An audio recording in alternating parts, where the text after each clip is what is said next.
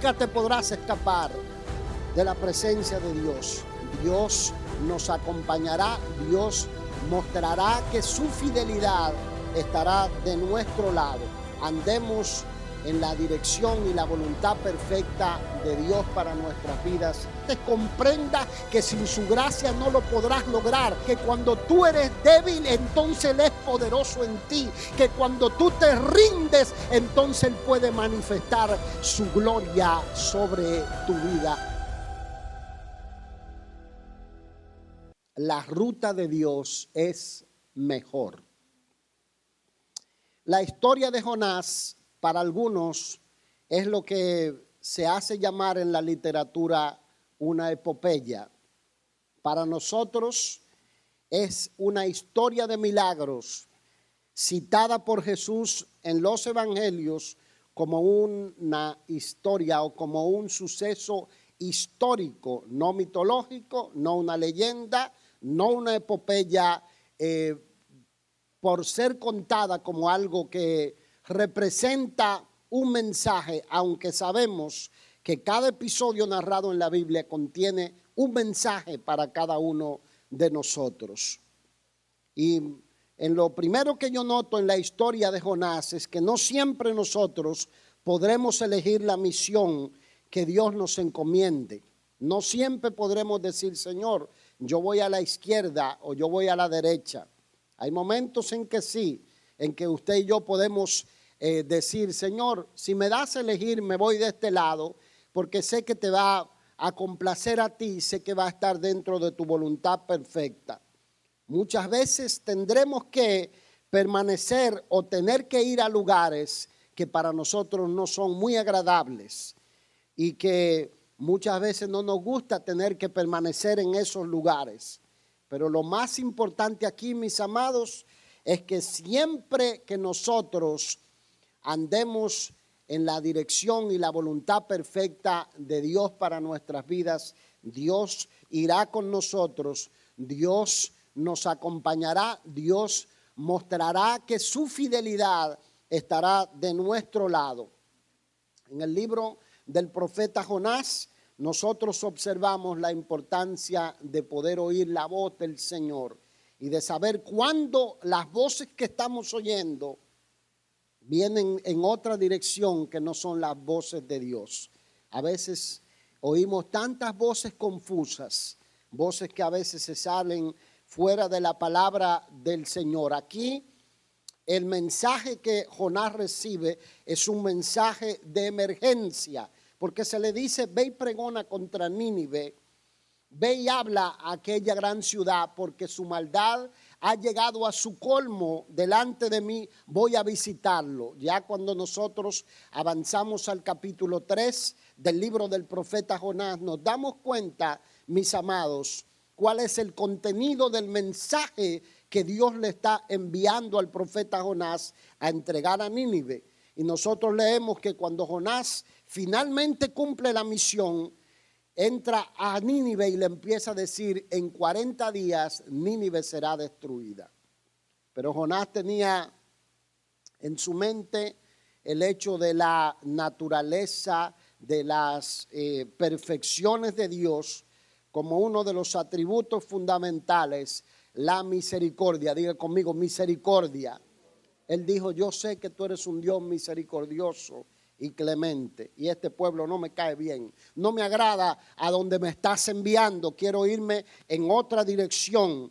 Y nosotros vemos que en el mensaje que Dios está entregando al pueblo de Nínive, o a lo que es la capital de uno de los imperios del mundo antiguo, que es Asiria, le está diciendo que si el pueblo no se arrepentía, iban a ser destruidos en 40 días. Toda la maldad del hombre tiene un límite, tiene un punto de culminación en la que Dios dice, hasta aquí, esto se puede terminar, indicándonos a nosotros que el mismo Dios que permite el mal en el mundo, también tiene un límite para acabarlo, tiene un plan para acabar con el mal en el mundo. No podemos hacerlo culpable a Él de la maldad que hay en el mundo, porque la maldad es el resultado de que Dios no está en el corazón del ser humano.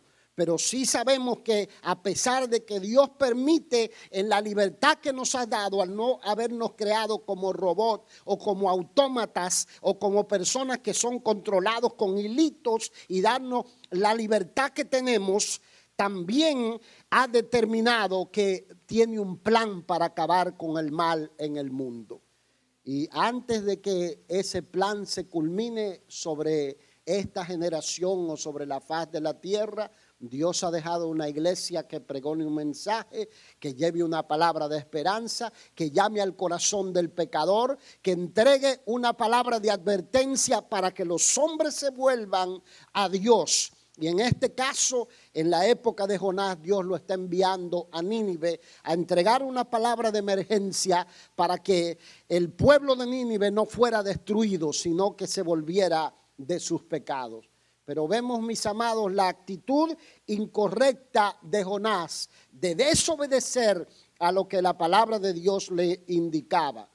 Y yo a veces me pongo a pensar que a veces nosotros nos parecemos mucho a Jonás. No valoramos los privilegios o las bendiciones de Dios que tenemos. Miren, no hay mayor privilegio para el ser humano que poder oír la voz del Señor y entender, oye, es la voz de Dios la que me está hablando, es Dios el que me está indicando que vaya por este camino, es Dios el que me está abriendo los ojos para que yo pueda comprender lo que su palabra dice. Miren, mis amados, es un privilegio sentarse en la casa de Dios y poder oír la palabra del Señor y decir, oye, a mí me parece que esa palabra que Dios entregó era para mi vida. Hay algo que Él quiere enderezar en mi vida. Hay algo que Él quiere hacer en mi vida. No hay mayor privilegio que saber que el Dios que creó el cielo, el universo, que miles de millones de ángeles le adoran, le asisten, están delante de su trono. El Dios que tiene el control de miles de millones de galaxias envía su palabra a seres humanos como nosotros para que nosotros tengamos la vida plena, abundante, la vida sobrante que Dios se ha propuesto que sus hijos tengan. Es un privilegio extraordinario. Por lo tanto, creo que oír la voz de Dios es uno de los privilegios, para no decir que es el más grande, porque la salvación del alma es el más grande privilegio que nosotros tenemos. Pero oír la voz de Dios es el privilegio más grande. Jonás sabe bien claro que la voz que está oyendo es la voz del Señor, y lo que hace es, vemos su intención equivocada, irse detrás de otras cosas que no era lo que Dios le estaba indicando que hiciera. Nosotros lo vemos que dice que Jonás se levantó cuando Dios le dijo que fuera a Nínive para huir de la presencia de Jehová, dice, hacia Tarsis. Irse en otra dirección, Tarsis, en las costas de España, según el dato histórico.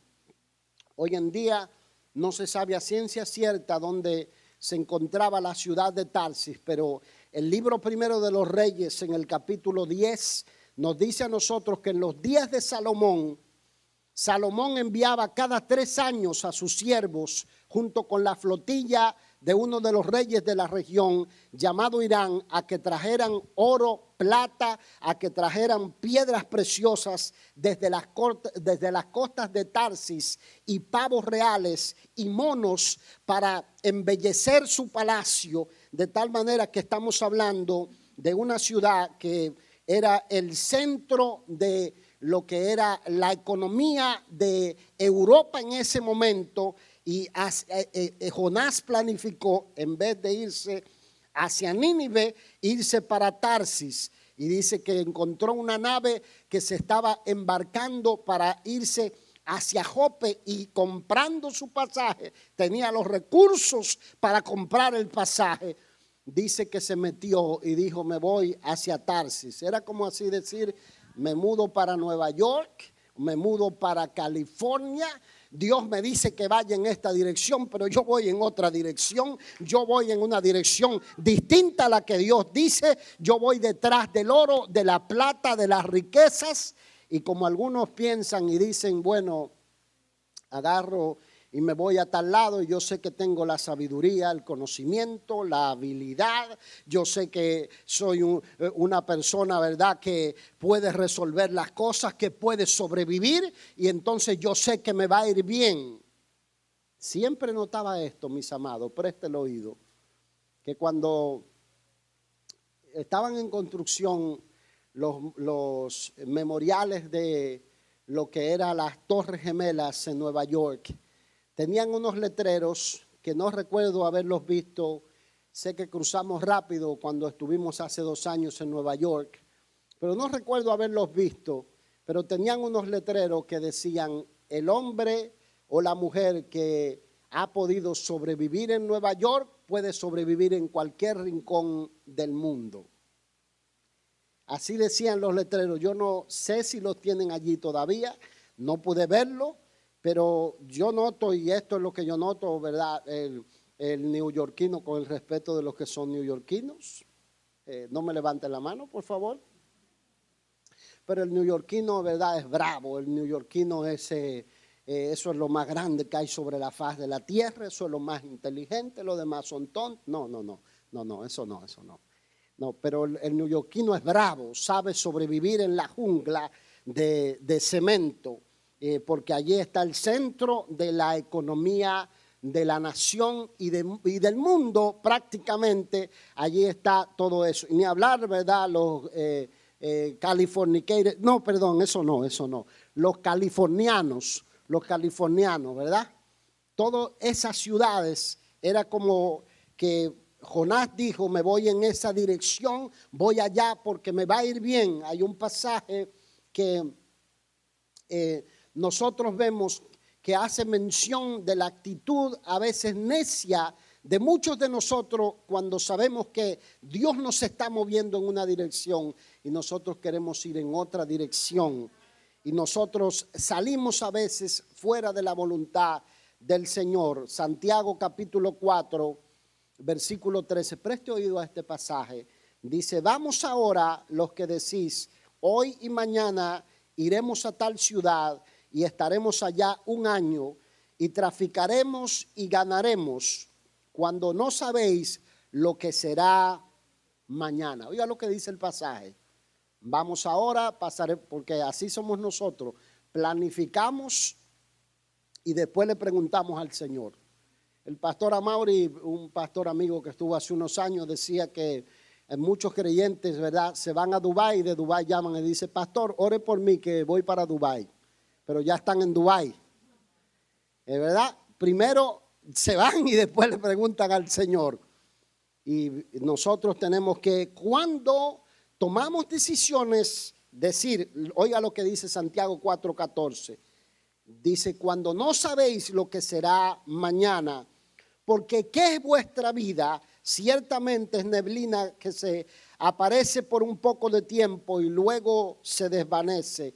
En lugar de lo cual deberíais decir: si el Señor quiere, viviremos y haremos esto o aquello. Pero dice: pero ahora os jactáis en vuestras soberbias. ¿Qué es jactarse? Diga conmigo, ¿qué es jactarse? Pregúnteme, ¿qué es jactarse? Jactarse es decir: yo sé que yo puedo, me irá bien, yo tengo la sabiduría, yo tengo el conocimiento, yo sé cómo hacer las cosas. No necesito que nadie me dé consejo porque yo sé cómo lo tengo que hacer. Eso es jactarse. Y aquí dice, mire, ahora os jactáis en vuestra soberbia. No le voy a decir lo que es soberbia, porque ya usted sabe lo que es. Es el punto culminante del orgullo, para definírselo así. Es cuando alguien vio, eso es lo más grande, lo más extraordinario. Toda jactancia, dice aquí el pasaje, semejante es mala. Al que sabe hacer lo bueno y no lo hace, le es pecado. Oiga lo que dice. Nosotros, y esto hemos puesto énfasis mucho en esto. Yo viví en Nueva York y cuando viví en Nueva York estaba en Pensilvania viviendo y teníamos recién a Naomi, que tenía 1 año y algunos meses de nacido. Y cuando en algún momento tuve que ir a Nueva York a trabajar y recuerdo que pedimos dirección del Señor para ir hasta Nueva York. Y cuando llegamos allá, pasamos un tiempo, miramos la realidad de la ciudad, nos dimos cuenta que no era allí donde Dios nos estaba indicando. Pero recuerdo esto, que llegué una tarde, doblé mis rodillas y le dije al Señor: Señor, estoy en una ciudad que traga a sus moradores. Estoy en una ciudad que es un cementerio de talentos, porque vemos a veces en los subtes gente que tú dices: wow, ¿es that Joshua Bell el que está tocando ese violín?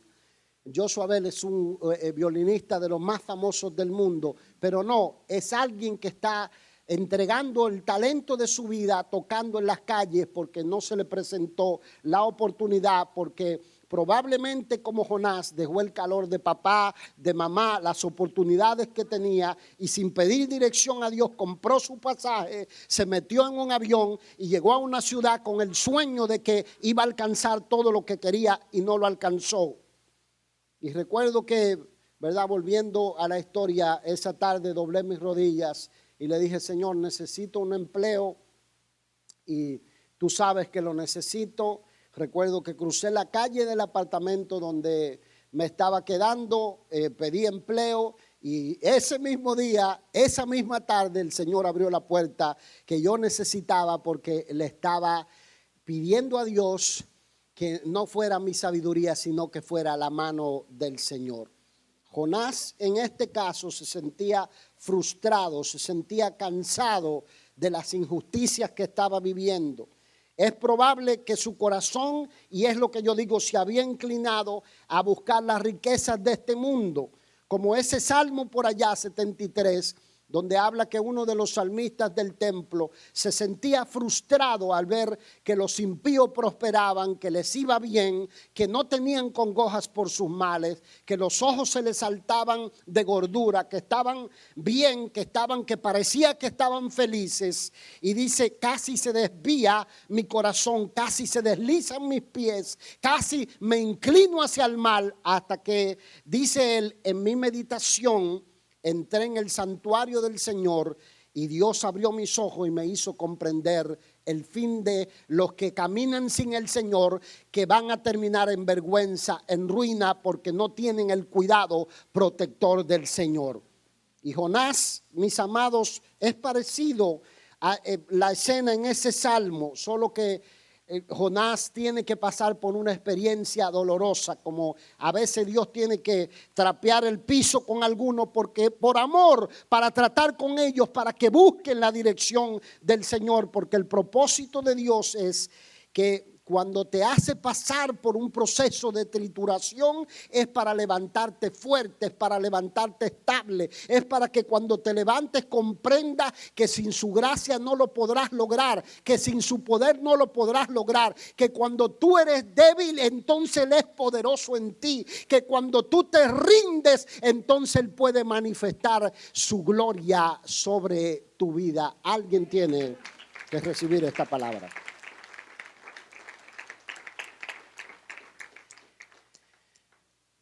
Y dice: Jonás se va en su misión imposible, porque algunos tienen una misión imposible.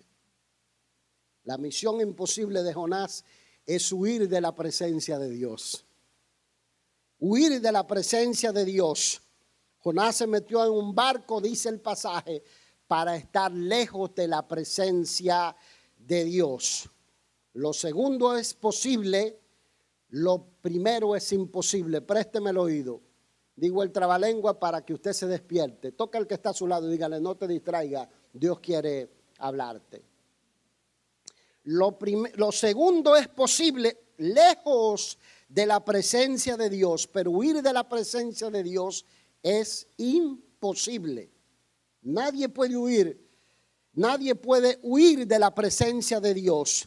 Se puede estar lejos de la presencia de Dios, pero jamás se puede escapar de la presencia de Dios. El Salmo 39 expresa esto con mucha claridad. Preste oído a lo que dice el Salmo en los versículos 7 a los 12. ¿A dónde me iré de tu espíritu?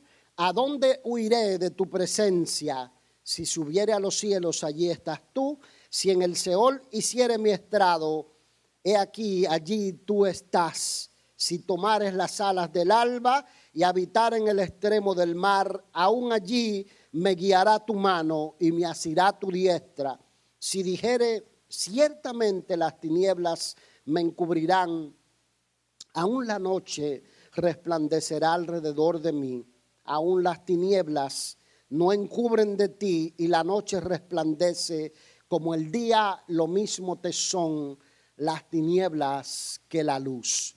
Oiga lo que dice el Salmo: no hay lugar donde uno se pueda escapar, donde uno pueda huir de la presencia de Dios. Ahora se puede estar lejos de la presencia de Dios. A mí me llama la atención, mis amados, que este salmo ya estaba escrito cuando Jonás salió tratando de huir de la presencia de Dios. Yo no sé si el libro lleva el título de Jonás. Algunos, ¿verdad?, atribuyen al mismo Jonás la escritura, pero él hace notar que tenía dos objetivos. En un principio estar lejos y en el segundo huir de la presencia de Dios. Hay que identificar aquí aquellas cosas que nos hacen alejarnos de la presencia de Dios, ya que escaparnos jamás podremos, no importa dónde vayamos. No importa dónde vayamos, si la palabra de Dios está metida en el alma, si sabemos al Dios que servimos, si sabemos que Dios no es una superstición, como decía el hermano José Silverio, que no es, ¿verdad?, al Dios que adoran la vaca o adoran el buey o adoran un patrón religioso, sino que sabemos al Dios que adoramos. Una vez que hemos tenido un encuentro con el Señor Jesucristo, jamás podemos volver a ser los mismos, jamás podremos vivir de tal manera que nos olvidemos que Dios existe. La convicción nos va a perseguir, así estemos donde nos encontremos. El Salmo dice que aún en el Seol, allí la presencia del Señor puede alcanzarnos. Por lo tanto, mis amados, hay que identificar aquí qué cosas hacen que nos alejemos de la presencia de Dios. Déjeme poner énfasis en esto. Hay algo en la historia importante, y el hecho es que Jonás de alguna manera llega a la mitad de su objetivo. La mitad del objetivo es desobedecer, es meterse en el barco, es pagar el pasaje, es llegar hasta Jope, es de Jope lanzarse a la mar, y así es que Dios atrapa a mucha gente. Y en su misericordia, Dios no permitió a Jonás perecer. Muchas veces Dios nos atrapa allí, cuando nosotros nos hemos alejado de la presencia de Dios. Yo no sé para quién es esta palabra. No sé si es para mí solo.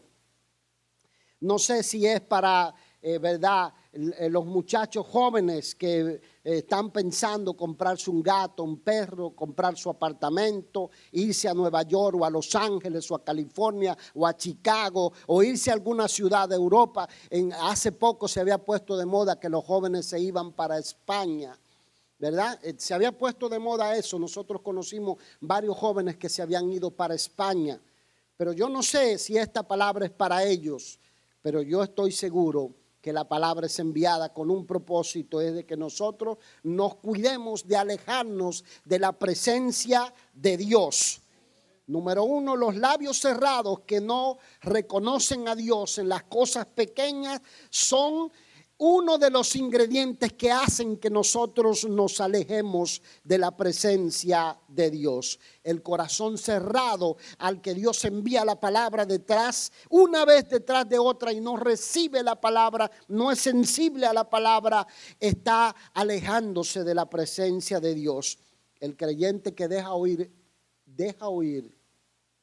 la voz de Dios en su palabra equivale a oídos cerrados. Entienda esto que le hablo, porque dejar de oír a Dios en su palabra es cuando usted dice: qué lástima que no estuvo mi suegra, porque ese mensaje era para ella. ¿Y tú? Dígale al que está a su lado, ¿y tú? Gloria a Dios. ¿Ustedes creen que voy a soltar a la suegra? No la voy a soltar porque entonces la voy a dejar de querer si no la menciono.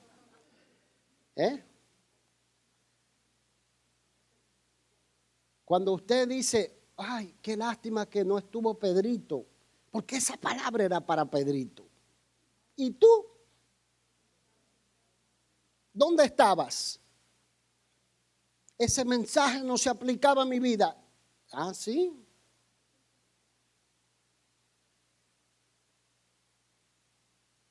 A algunos a veces no les interesa la palabra. Dice, no espero la hora que el pastor termine para que ya nos vayamos. Algunos dicen, hay que ponerle un reloj al pastor allá atrás para que él vea que ya cuántos minutos ha hablado. Aleluya, sonríase que el Señor le ama. Dígale al que está a su lado, eso no es de Dios.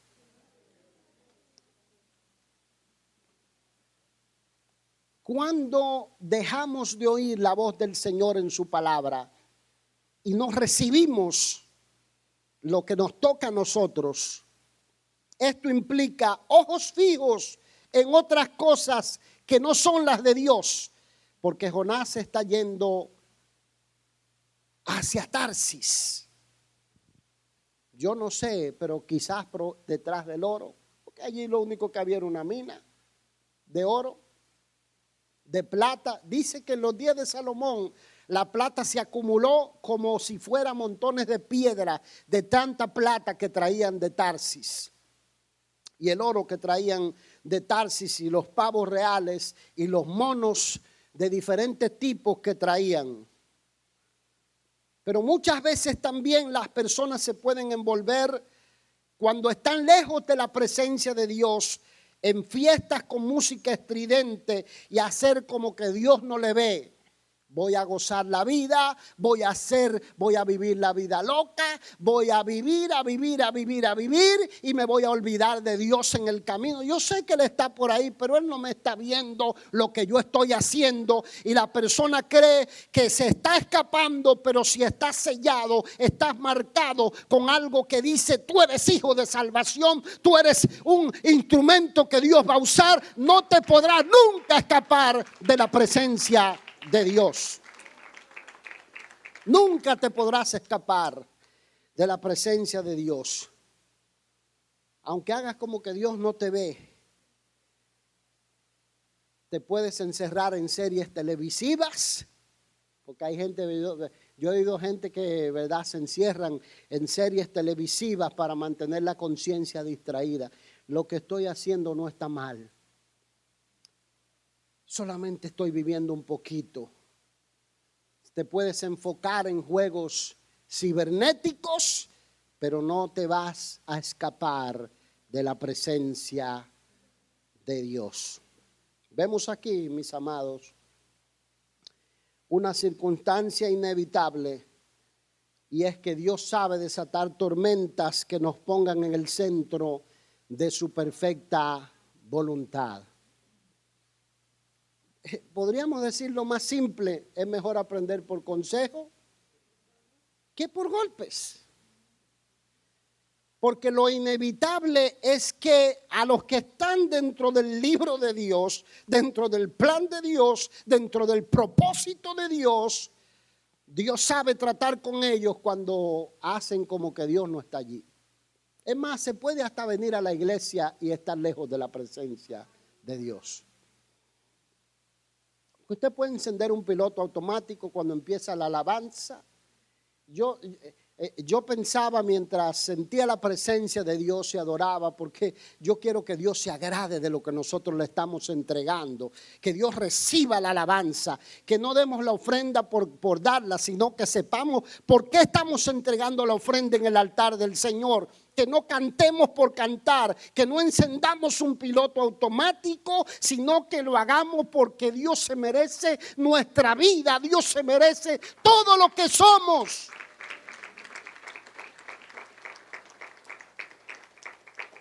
Y yo pensaba y decía, bueno, quizás es el café bien cargado que me tomé cuando llegué a la iglesia, pero yo no sé, pero como que hay un fuego acá adentro que hace que yo le diga a Dios: Señor, acepta lo que te ofrezco. Quiero ser agradable delante de tus ojos. Quiero que recibas mi adoración. Quiero que te alegres cuando tu pueblo se presenta delante de ti. Que se desate tu gloria, que se desaten milagros, que rompamos la idea teológica de que tú estás muerto, que tú eres un Dios vivo, Padre Santo.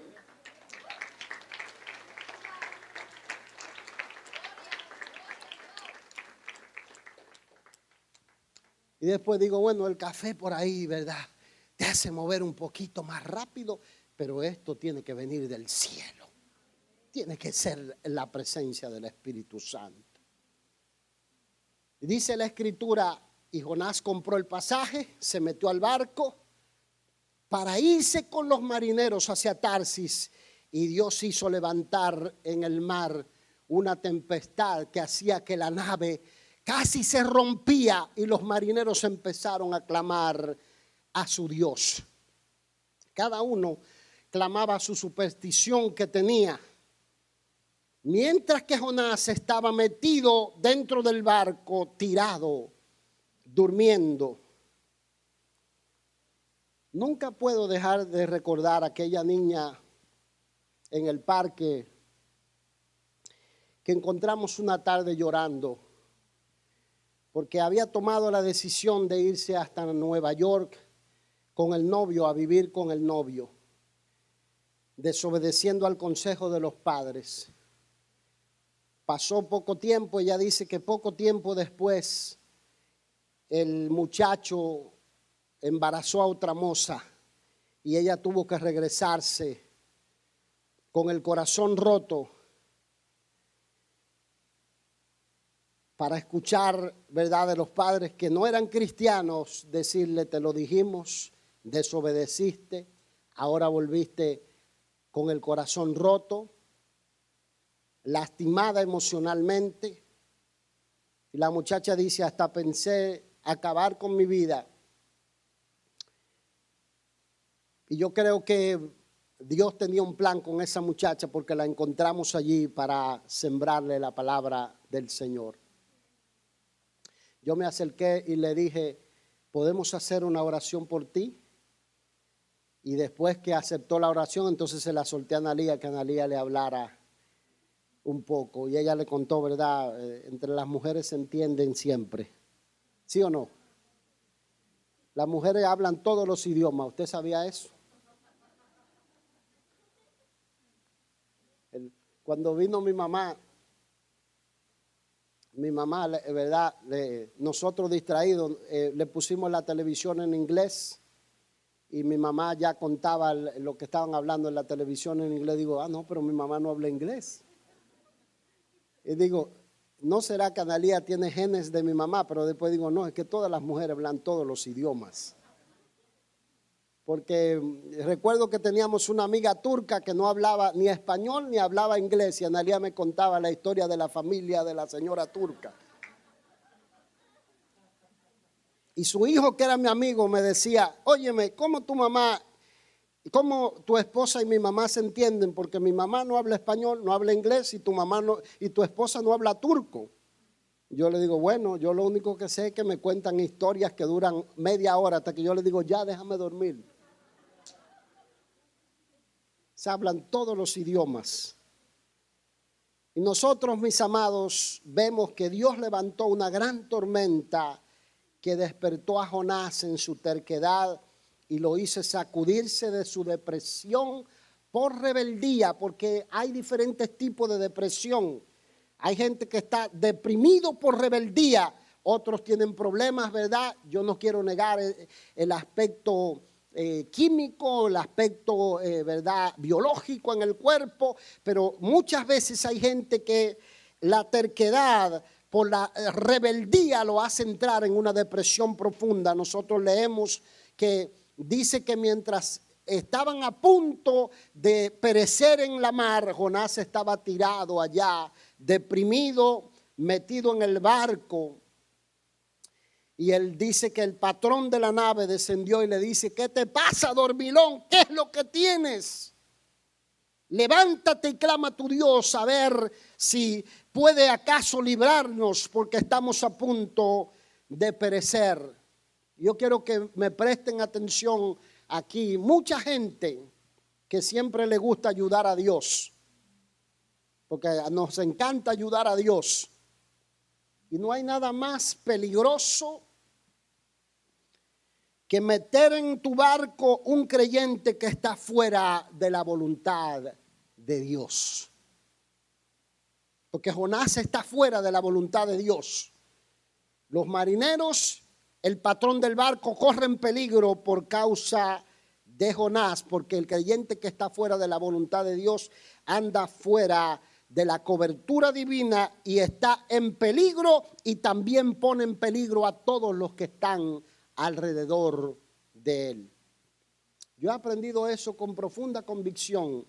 Donde quiera que Dios me lleva, yo digo: ay, Dios mío, que yo sea de bendición a estas vidas, que yo no esté fuera de tu voluntad haciendo lo que yo quiero. Eso era el temor que me acompañó siempre. Señor, no, fuera de tu voluntad, no, Señor, no, fuera de tu temor nunca, porque yo sé que hemos aprendido algo, es que el diablo conoce los que son suyos y conoce los que son de Dios, y a los que no son suyos, él los estorba.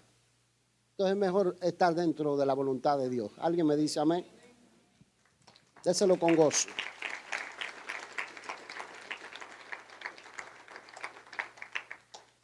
Que se puede dormir de dos maneras.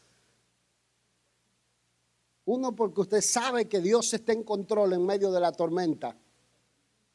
Usted dice: Dios está en control en medio de la tormenta. Jesús, un pasaje en Marcos creo que muestra a Jesús en la cabeza del barco, tirado mientras los discípulos están, ¿verdad?, afanados porque se ha levantado una tormenta. El Señor está descansando porque Él sabe que está dentro de la misión perfecta de Dios para su vida. Él sabe que Dios lo puso allí. Él sabe que Él tiene una identidad. Él sabe que el diablo no lo puede tocar si no es el propósito divino del Señor.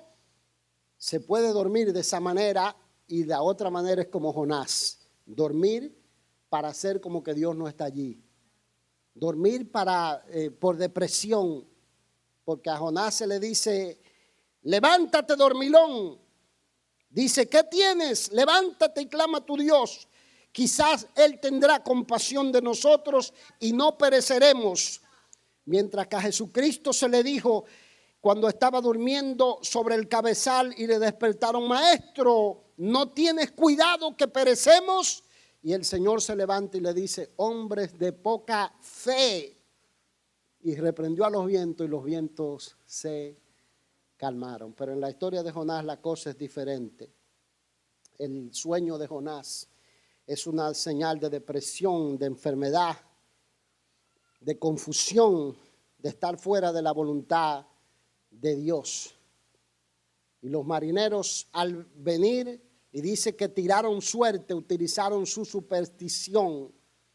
Y cuando tiran suerte, dice que la suerte cayó sobre Jonás, porque la superstición se le vuelve fatalidad a los creyentes. Hay creyentes que juegan con todas las cosas, tiran cartas, juegan al tarot, viven leyendo a ver cómo le va a ir en el horóscopo, a ver si qué horóscopo ni qué horóscopo, si el símbolo suyo y mío es una cruz donde fue Cristo crucificado. La suerte suya y la suerte mía fue tirada en la cruz del Calvario. Hay una victoria segura para los que creen. No hay fatalidad para los hijos de Dios que andan dentro de la voluntad del Señor. Usted y yo no necesitamos leer la taza, ni consultar el horóscopo, ni tampoco ir donde brujos, ni de hechiceros. La suerte suya y la suerte mía fue tirada en la cruz del Calvario. Está asegurada en Cristo Jesús.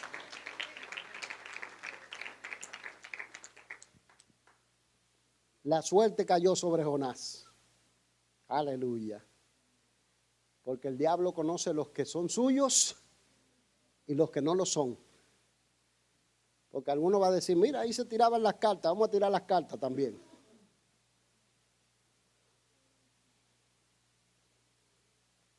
El mismo Jonás luego declara en el versículo 8 del capítulo 2, los que siguen vanidades ilusorias, tu misericordia abandonan.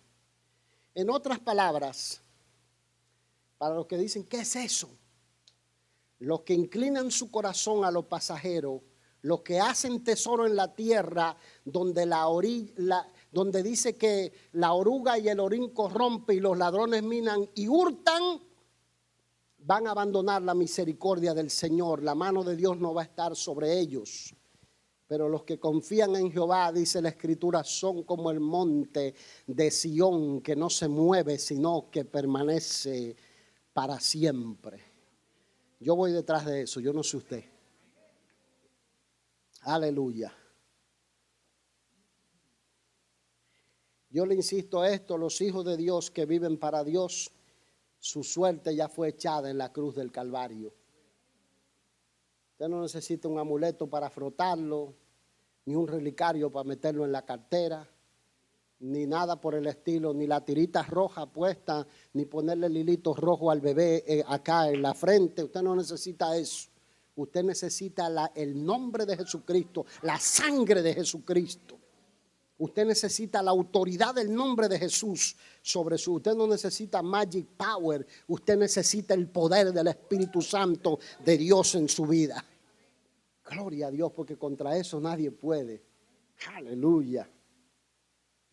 Y yo soy de los que dice que hay por allí un salmo, para que usted vea cómo lo dice el Salmo 16:5. Dice, Jehová es la porción de mi herencia y de mi copa, tú sustentas mi suerte, las cuerdas me cayeron en lugares deleitosos y es hermosa la heredad que me ha tocado. Porque antes, cuando iban a elegir una heredad, dice que lo hacían como arrojando cuerdas y el Señor sabía lo que era suyo y Él sabía dónde le tocaba a usted esa heredad.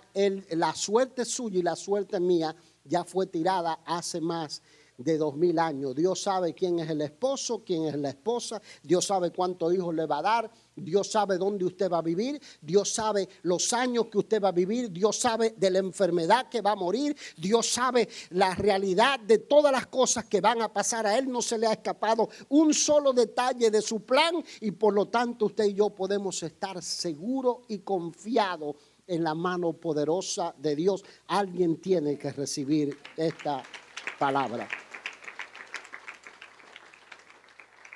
Y quiero cerrar con una pregunta sin responder aquí. Porque dice que cuando la suerte cae sobre Jonás, los marineros le dicen, ¿por qué has hecho esto? Porque dice el pasaje, él les contó que huía de la presencia de Dios. Y la teología de Jonás era bien clara.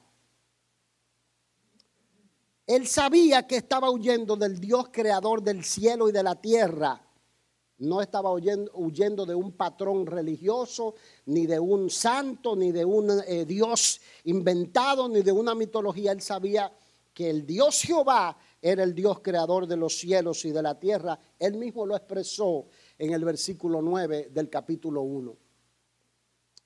Entonces le dicen, ¿por qué haces esto? Y la pregunta sin responder, el por qué él está huyendo de la presencia de Dios, era esto. Jonás creía que era mejor que los ninivitas. Porque a él fue enviado a Nínive a pregonar la palabra. ¿Dice amén? A ver si me están siguiendo. Pues ya estoy cerrando, ya la mente está cansada, ¿verdad? Dígale al que está a su lado, escucha un poquito más. Yo ya siento cuando todos me empiezan a mirar así, ya yo me empiezo a intimidar. Entonces Jonás creía que era mejor que los de Nínive. Jonás tenía falta de misericordia. Jonás inclinó su corazón a la vanidad de este mundo. Mis amados, mucha gente queda atrapado en su propio plan porque cree que sin Dios podrá lograrlo. Mucha gente queda atrapado en su propio plan. Pero lo más terrible de todo es cuando un creyente ha crecido bajo la sombra de un púlpito, o ha conocido a Jesucristo, o ha tenido un encuentro con Jesucristo que verdaderamente entiende el Evangelio y dice, ya entiendo, esto es mi vida, entiendo que fuera de Dios no hay nada, y aún así sale huyendo, escapando de la presencia de Dios, porque se va a encontrar atrapado en medio de tormentas que pudo haber evitado. Yo no sé para quién es la palabra, pero yo quiero que usted la reciba en su corazón. Porque el plan de Dios, el proyecto de Dios, el camino de Dios, la trayectoria de Dios es mejor que la tuya y que la mía. Dice en la historia, para cerrarla, que los marineros trataron de salvar la embarcación haciéndole misericordia a Jonás. La misericordia que él le estaba negando a los de Nínive, la compasión que él le estaba negando a los de Nínive, los marineros la tuvieron sobre él. Pero cuando vieron que no podía salvarla, Jonás le dijo, tírenme al mar, así no me mato yo, me matan ustedes. Es lo que yo deduzco de la historia. El hombre estaba tan empecinado en huir de Dios, en morir sin cumplir lo que Dios le había dado, que le dice a los marineros, tírenme al mar y el mar se les va a quietar. Pero Dios le dijo, Jonás, vas a hacer lo que yo diga por encima de tu propia voluntad. Y me gustaría creer que a todos les va a pasar lo mismo, pero muchas veces el pez que se los va a tragar tiene dientes. Y es mejor hacer la voluntad de Dios bien que después tener que encontrarse en el vómito de una ballena. Y dice que cuando lo tiraron al mar, el mar se aquietó, los marineros pidieron perdón por lo que le habían hecho, se convirtió, oiga, la fatalidad de los mismos creyentes que andan fuera de la voluntad del Señor, hace que muchos conozcan a Dios, porque dicen, tú eres diferente, hay algo en ti que es diferente, hay algo en ti que no es de los demás, hay algo en ti que es sobrenatural, y hace que ellos se vuelvan a Dios. Y los marineros dice que se convirtieron, hicieron sacrificio a Jehová. Pero después, ¿sabe lo que ocurre? Dice la Escritura, pero Dios tenía un pez que tragó a Jonás. Y estuvo Jonás en el vientre del pez 3 días y 3 noches. Algunos dicen que esta historia es una simple parábola. Pero si nosotros miramos el universo creado, miramos todo lo que Dios ha hecho, ¿no es Dios poderoso para hacer que alguien viva en el vientre de un pez, si es posible? ¿Dice amén? Pues no importa dónde tú y yo nos encontremos en este momento del camino, en este punto de nuestra vida, en esta estación de nuestra vida, Él es poderoso, Él es suficiente, Él es capaz, Él es maravilloso. Él puede hacer lo que escapa de nuestras manos si nos volvemos a Él de todo nuestro corazón. ¿Alguien recibe la palabra?